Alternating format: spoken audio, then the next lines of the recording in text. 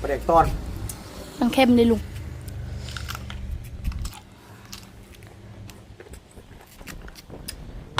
นี่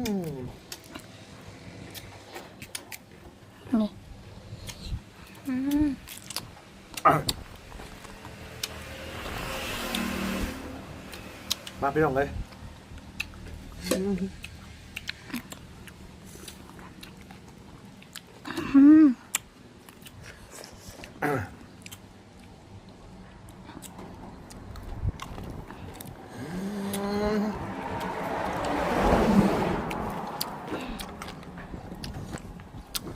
มาห้องมือไหนมาดูล่ะ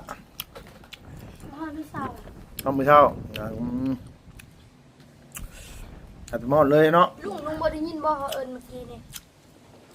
อยู่นั้นเพื่อนลุงเขาปิกแกเราว่าลุงไม่ได้อยู่ตอนนั้นลูกหล่ะลุงมาตอนไหนลุงอยู่ตอนเช้าว่าแม่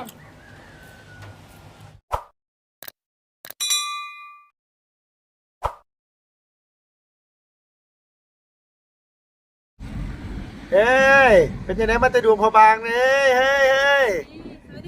สวัสดีสวัสดีทุกจ้าก็ลูกหล่ะทุกจ้าก่อนโดยเอาพี่น้องเลยเนาะพอดีว่ามาแต่เฮือนน้องหัวพี่น้องเมื่อกี้นี่เลยเห็นทางน้องดาวเพิ่น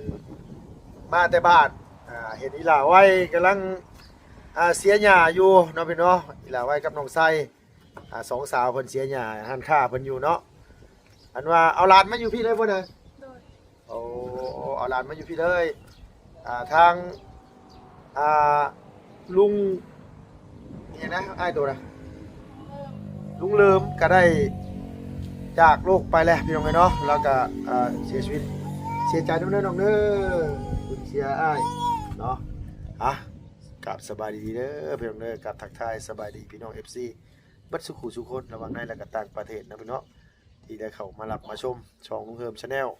เปิดคลิปมาพบพ่อกับลุงกับน้องดาวแล้วก็นุดาพี่น้องเอ้ย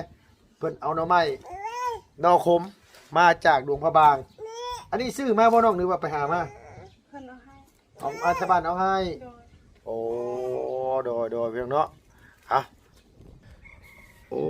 มันเกิดได้เนาะดาวเนาะยามนี่เนาะยาวแล้วมีแต่ไปหักเอา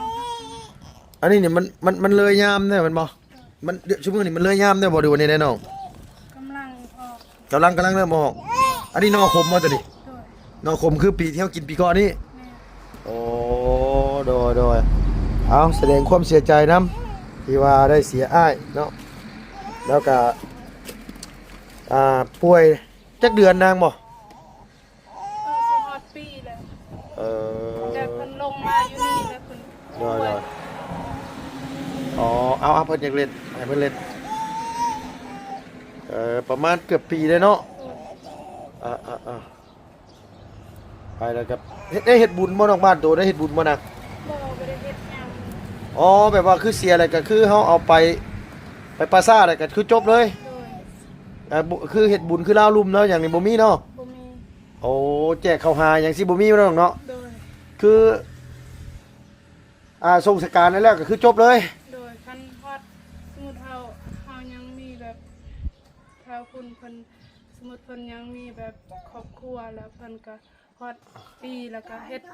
แบบสมมุติกินข้าวใหม่ข้าวเหนียวแล้วก็เอิ้นอ๋อไปจ้ำเนาะโดยแล้วไงคือเฮากินข้าวใหม่กินนู่นกินนี่เนี่ยคือครอบครัวเพิ่นไปจ้ำเนาะ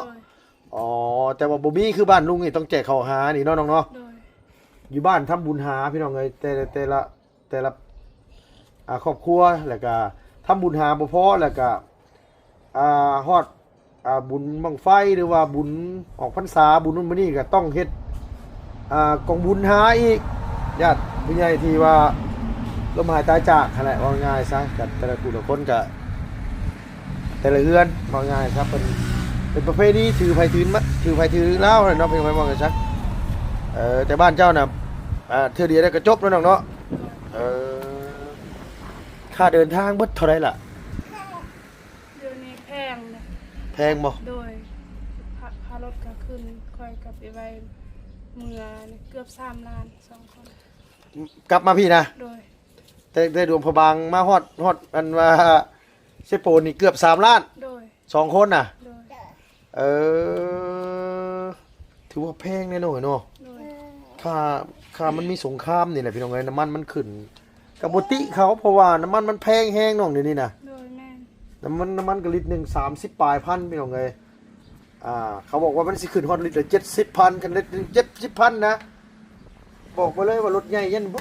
ไปจากใช่หรอกยันได้จอดไว้เฮือน เฮาก็มื้อนั้นเกือบสิบ่ได้ลงมาแหละบ่มีรถคันเดียวเต็มซ้ำ รถเต็ม โดยพอดีมีผู้ใหญ่หันผู้หนึงเฮากักรถเพิ่นให้ขี่แล้วก็พอดอยู่เมืองนี่อยู่เมืองอยู่บนทางรถใหญ่เพิ่นบ่เอาเงิน โดยจะได้มาเนาะจากเมืองง้อยมาหลวงพระบางนี่ก็จักโลนะสมมบสิปูนไปสวรรค์ มื้อหนึงเลย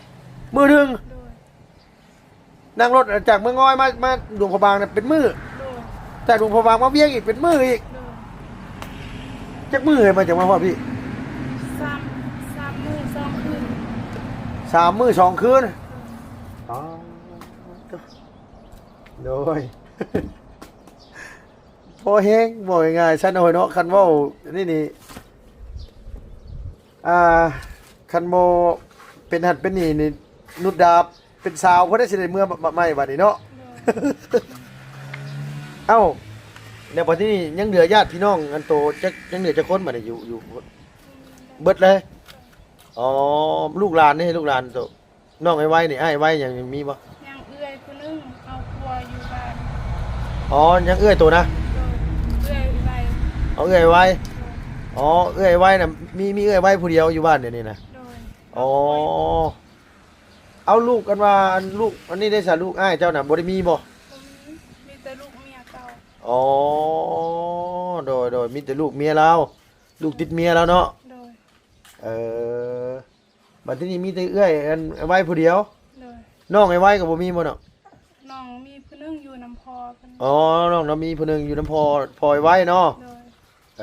ย แล้วหมอนี่บ่มีไผอยู่ก็เอามาอยู่พี่อยู่เพียงของเฮาพี่ โดย ดีแล้วเอาลูกเอาหลานมาอยู่น้ำได้ไงหาลูกหาป่วยเขาเอาอยู่พี่แหละมันยังสบายใครกว่าอยู่บ้านอยู่ประจักษ์เลยอยู่ดวงพระบางกับอยู่บ้านนี่ตัวได้เคยแบบว่าหาเงินง่ายกว่ากันล่ะ อยู่นี่ อยู่นี่หาเงินง่ายกว่า โดย แต่ความกินอยู่กับอยู่พี่สบายกว่ามันบ่ดาว แม่น เอ อยู่นี่ อ ถ้ามีเงินก็ได้กิน โดย อยู่คุณบ่มีก็คือว่าแล้วกินแบบนี้แล้วกินแบบธรรมชาติแต่บ่มีเงินซื้อใช้เก็บไข่ยาก โดยว่าง่ายกันนึงมาเจ็บไข้เฮาสิไปห้องหมอกันยากอีกเมาดาว โดย เออโดยความลำบากมันต่างกันเนาะน้องเนาะดีเลยล่ะเอาหลานมาอยู่พี่ละหลานก็เป็นแม่ยิ่งพร้อมพี่น้องเอ้ยบอกง่ายก็เลี้ยงแป๊บเดียวเขาก็ใหญ่เลยล่ะใหญ่ก็หาลูกหาผัวเนี่ยเขาก็เป็นครอบครัวไผมันน้องบ่ได้ดอกตัวนี้ก็ได้วาสนาไผมันพี่น้องบางเทื่อก็ใหญ่มาไปเฮ็ดเวียกเฮ็ดงานอยู่ในเมืองนี่นะก็พ่อผู้มีอยู่มีกินมีให้มีหน้าเฮ็ดก็สบายไปพี่น้องเอ้ยเลี้ยงเขาจักหน่อยเขาก็ใหญ่แหละบ่ยากหรอกคือลุงนี่ก็ลุงก็ไปใหญ่น้ำหน้าสาวลุงอยู่ไทยพุ่นแหละลุงแฮงน้อยกว่าไว้อีกลุงอายุ7-8 ปีนึงลุงไปอยู่ไทยลุงไปอยู่ฝั่งไทยพุ่นใหญ่น้ำเพิ่นแล้วก็สร้างครอบครัวอยู่พุ่นแล้วก็เลิกลากันแล้วก็จังได้กลับมาบ้านอยู่ใส่ก็ตามหรอกคะแนนว่าเขาเป็นคนดีเขาอยู่ได้เพิ่นเดี๋ยวเนาะดาวเนาะ โดย นี่ก็อันนั้นน่ะทุมไปเส้นยังบ่นี่ตัวนั้นน่ะโดย เป็นทาน เพราะอันนั้นนะเพราะถึงว่าอันมาดินทมน่ะเส้นยังบ่นี่ตัวนั้นน่ะ ผมปะซื้อ ทมปะซื้อ โดย เออเดี๋ยวว่าถมสิตั้งเฮือนใหม่อีกหลังหนึงนั้นเนาะนุดาเนาะขอมือซิมหน่อยเด้อ โดย เอาโบราณนอกหรอกเพราะว่าอยู่กับบ่บุญ2คนพี่น้องเอ้ยแต่อันนี้นี่คันต้มนี่บ่เป็นตะกินเนาะน้องเนาะ ก็คนมักก็กินได้ แต่ว่าเผามันสิแซ่บกว่า แม่นข้าวมันหอมไม่กิน เมื่อเผาพี่น้องสิเมื่อเผาเอาจักประมาณจัก4-5ยอดนี่แหละเอาโบราณแล้วเม็ดเผาจ้ำแจ่วเจ้าบ่ต้องเบิ่งลุงหรอกเจ้าบ่ต้องเบิ่งหรอกใช้พ่อเจ้าไปใช้น่ะ ไม่เอาทองใส่เลย โดยลุงบ่ได้มีหยังของมาฝากเลยนะเห็นก็เลยแวะมาเล่นน้ำอู้ย บ่อยากจี้ใช้เด็กน้อยหลายพี่น้องเอ้ยเพราะว่ามันอยากปิดคอมเมนต์ช่วงนี้นะ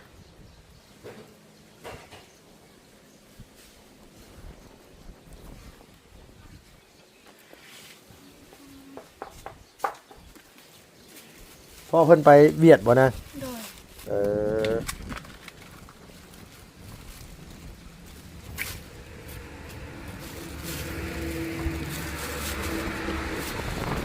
ทำเจียวขึ้นไปคักน้อยรอบ เขากินแล้วเด้อเมือง ฮะ กินหน่อไม้นี่เมืองฮอดบ้าน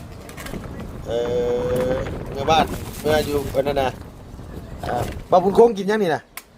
กิน เออ อยู่พุ่นนี่จะหน่อไม้แหละมีหา เมื่อพุ่นกินได้น้องไม่ได้เนาะ โดยบ่มีใครไปหา เออคือบ่ดาวพ่อแม่โตกับเสียเบิดเลยเนาะน้องเนาะ โดย ว่างะอันย่าโตน่ะคือมีแต่อันลุงเหลิมผู้เดียวนี่เนาะ โดย พอแล้วน้องพอแล้วพอแล้วพอ ต้องกินมีเอาตูแบบนี้บ้านนะ เผาเนาะพอแล้วไปแบ่งไปให้บ่บุญโค้งน้ำแน่อันชุมนุมอยู่กับบ่บุญ2คนหนึงขอบใจหลายๆโดยขอบใจน้องขอบใจบ่ได้มีหยังมาฝากเลย ก็เป็นย่างใหม่ไปเยี่ยมงานก็ดีใจแล้ว โดยอ่านมาแต่อันว่าหลวงพระบางพี่น้องเอ้ยอันทั้งน้องไว้เพิ่นมาถามอยู่เมื่อกี้โอ้จำกันบ่ได้แล้วเนาะว่าเพิ่นยิ้มใส่อยู่เลยพี่น้องเอ้ยเพิ่นอยู่กับน้องไส้ฮะนี่มีแต่ว่าคนตายก็ตายไปคนอยู่ก็สู้ไปเนาะน้องเนาะ โดย มันก็ต้องฮอดมือของเฮาคือกันแหละพี่น้องเอ้ยไผก็ต้องมีมือของไผของมันนั่นแหละเพราะฉะนั้นก็คิดฮอดก็อดเอาแหละลุงเฮงคักเบิดพ่อแม่พี่น้องไอ้บ่ได้เหลือหยังมีแต่อ้ายแต่น้องแหละเหลือ4 5 6คนก็หักแพงกันบ่เคยเถียงเคยเว้ากันดอกเรื่องนี้ก็ได้เฮ้ยบายลุงเมื่อได้เด้อลุงเมื่อได้เด้อลุงได้ของกินลุงเมื่อได้ได้เมื่อได้ได้ได้ยินว่าลุงเว้าน่ะเมื่อนั้นพ่อเพิ่นไปกินอันว่าเลือดแปลงอยู่เฮือนนั่นแหละนั่งกินน้ำกันตอนที่เจ้าบ่ทันได้มาไปเฮ็ดเลือดแปลงเป็ดกินอยู่เหมือนกันพี่น้องเอ้ยอยู่หั่นเซลๆอยู่มื้อนั้นก็ได้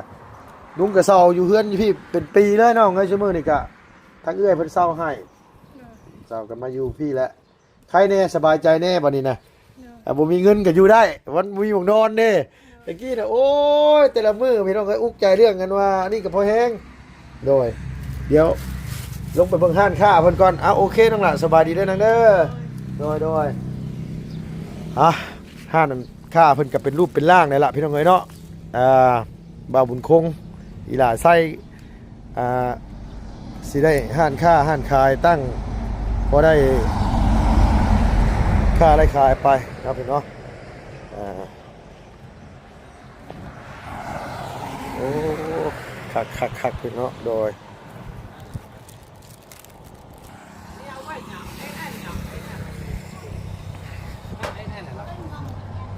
คักแล้วพี่น้องเอ้ยอ่องตองแล้วบัดนี้อ่องตองแล้ว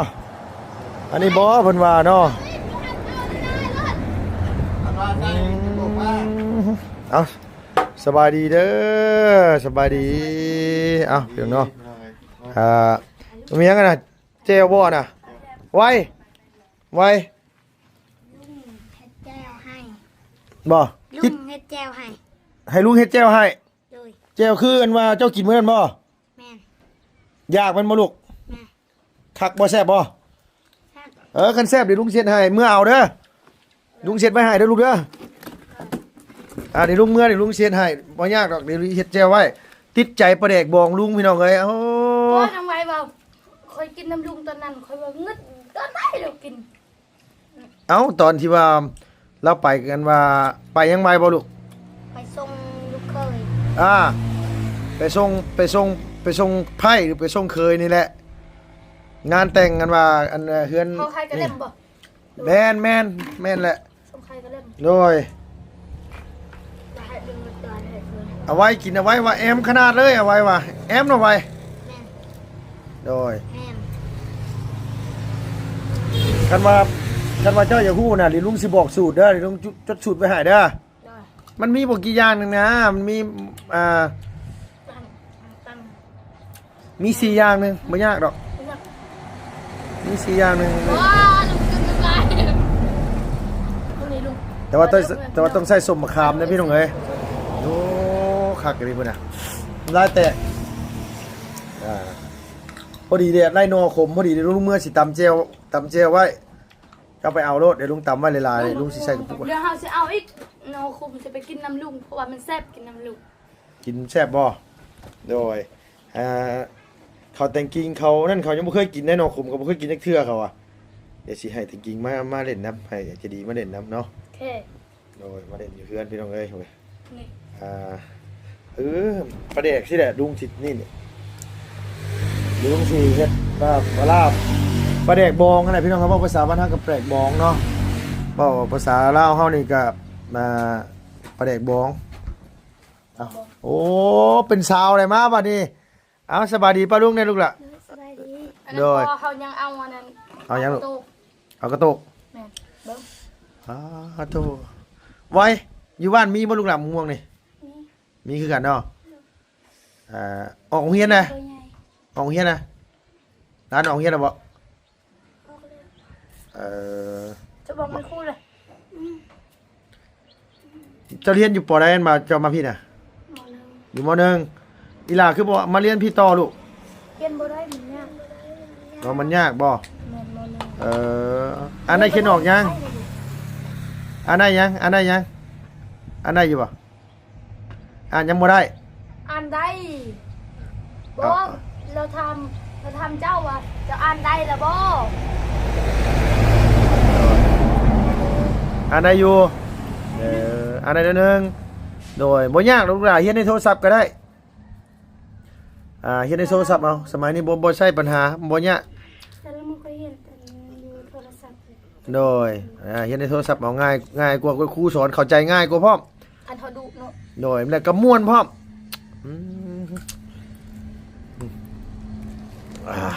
ได้แตะพี่น้องเอ้ยจับอยู่ลูก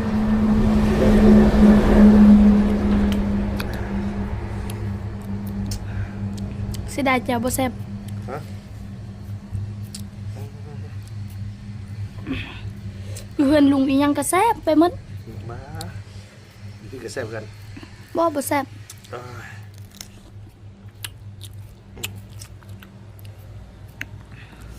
ประเด็กตอน มันเค็มเลยลุง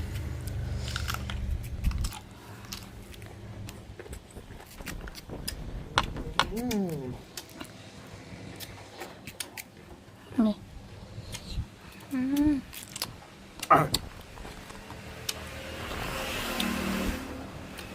มาพี่น้องเลย